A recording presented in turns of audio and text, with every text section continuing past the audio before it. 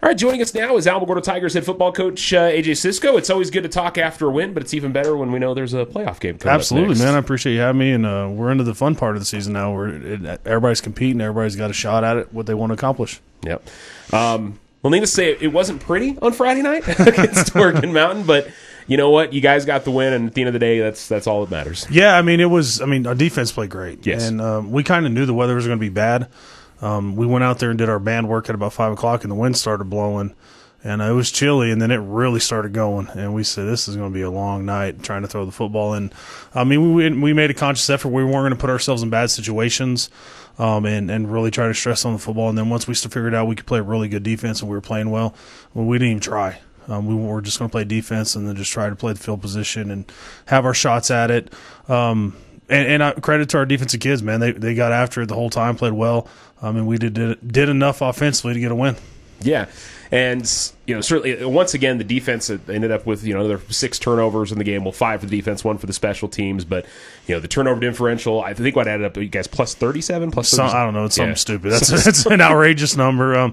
But that's kind of what we do on offense. We don't want to turn it over, play good defense. And even though we try to go fast and be a little bit more explosive, we're not going to be stupid with the football. And that's a credit to what we're trying to implement with our kids and being disciplined and being aggressive defensively to get after the football and give us chances. And you go back to Friday, credit to Oregon Mountain. They had a good game plan defensively, but once they figured out we were no threat even going to try to throw the football, there were 7 and 8 in the box, and it became a nonstop war trying to figure out if we can get 2 or 3 yards. And they got a kid up front named Christian Valenzuela that might be the best defense tackle in the state. I've yet to see one better on film or play against one. He is an absolute man-child.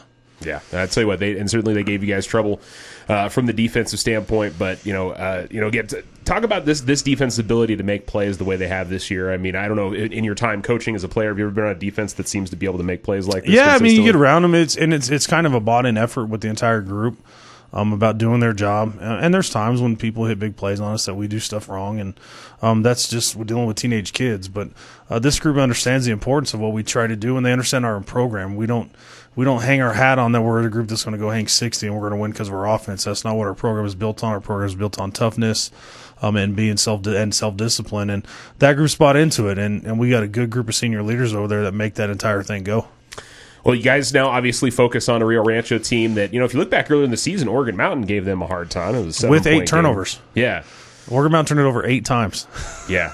Certainly that's been a little bit of a problem for them, as we saw against you guys as well. This is a Rio Rancho team that no doubt they're very good, but, this is a game where I'm sure you guys feel like you've got an opportunity to go out there. We do. We thought, and once you do the whole max preps and the criteria, we knew exactly where we're going to be seated. We knew exactly who we're going to be playing. After Friday night, it was a done deal. And so we've kind of known we were playing Rio Rancho for a week or so now, and started watching their film last week and started breaking them down. And we feel like it's a really good draw for us. We feel like it's a game that we match up well in physically and athletically with them. They are Rio Rancho. They have a ton of kids, and they got some good athletes and good linemen, but I don't think they have the depth they usually have. It is a new coach coming in there, Coach Pino. But it is Rio Rancho. It's a top-tier program in the state. It's a big challenge for us to go up there and win a playoff game at their place. But we feel like it's a good draw for us as compared to being a 12 or a 10. And, you were just talking about a little bit from an offensive standpoint that you guys are obviously trying to not make mistakes. But, is this a game where you open it up a little bit more, or are you guys just going to go with what brought you throughout the season? We'll do what we do what we normally do. But if we get spots to take chances, we're going to take chances. Everybody knows it's one and done now. If you don't win, you're turning your stuff in. And everybody's in that same situation, so you'll do whatever you got to do to get to another week. And you feel like in the trenches, you guys match up pretty good defensive line with them? Offensive line-wise, we feel like we do with their defensive line. Defensive line-wise, we also feel their offensive line is extremely big. They're big, they're large, they get after it. They're led by their quarterback. The J.J. Adiano kid, he's the dude. He's just like every other quarterback we played all year that can run, throw it. Very talented. He makes them go, and he's a very good kid.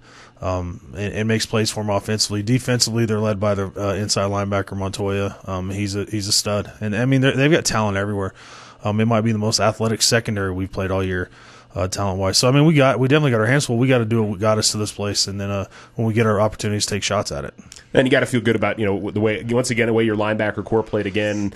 Devon Herrera Hamilton. I can't say enough about what he did in the fourth quarter of that game. He made so many plays for you. Yeah, guys. And that's you go back to that group of seniors has done it all year for us, and they're kind of the heart and soul of that entire defensive group. So when we do call on them to make some plays for us and put them in a situation, but we have the confidence. And like I said, when we saw Oregon Mountain throw a bubble pass in the first quarter that went straight into the ground, into the wind, that kind of reassured the fact that we were not going to throw it unless we absolutely had to. Yeah.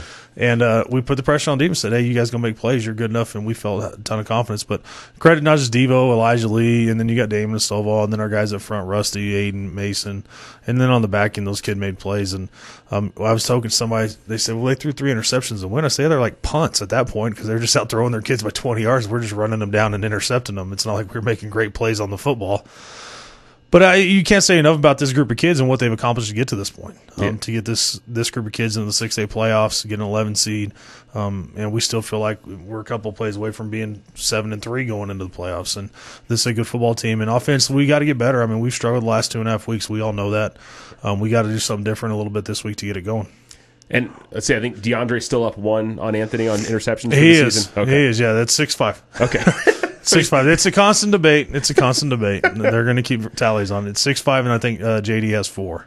Okay, yeah. I was say Anthony's trying to catch up. He made a good effort at last week with a couple more interceptions. Oh yeah, so. I mean it's a constant battle, and then every day in practice, it's funny too because we always joke about we don't know who has a bigger rivalry, Damon or Mayberry or Stovall, or is it Audette and Martin that get after each other more? Yeah, well, and you know what? For me, from a standpoint, a lot of times I'm not sure which ones. The numbers are so close on all those guys that sometimes. Oh wait, is that Stovall? No, that's Mayberry. And so same thing with 21, 22. Yeah. I get you. I get you. But that's where we're lucky to have kids like that are bought into our program and bought into winning. Yeah, for sure. And one nice thing you talked about the weather last Thursday night. At least you guys got a game in of cold weather. You're probably going to have another similar night. Hopefully the wind isn't as bad on Friday night, the cold is not the issue. That wind, I was joking with our coaches and then the officials. I said I feel like I'm in Clovis in October with the wind blowing. It was rough. And we were hoping for a big crowd, and obviously you get that weather, right? And nobody wants to go sit out there in 40-mile-an-hour winds blowing in your face. You know what? It was pretty good in the first quarter, and then I looked down at about the third quarter, and I was like, it's a little bit lighter out there, you know? I get it. It was cold, but, the cold's not it was the wind. The wind was a big issue in trying to figure out what we're going to do. And we go up there. The weather keeps changing on what I look for up there. It was rain and snow, and then it was mixed, and it was rain, now it's wind, and now it's just said it's going to be cold. So none of that matters. We're still going to play football at 7 o'clock, and we got to play well. There's no doubt about it. We got to play well and execute and put pressure on them to make some mistakes, and if we do that, we'll have a shot to go play Centennial next week. And most of all, this is just fun to be around at this time of year, right? Absolutely. There's only 12 teams doing it in our classification, and there's, I think, 12 or 15 that had to put up their stuff, and that's a credit to what we've done from November to get to this point, and our coaching staff and our kids. But we get a shot at it, and nobody cares about your record now because nobody sits there and says this team's that. This team is in the playoffs, and let's see what happens. All right, Coach. Good luck on Friday. Hey, I appreciate it, man. Right. Go Tigers.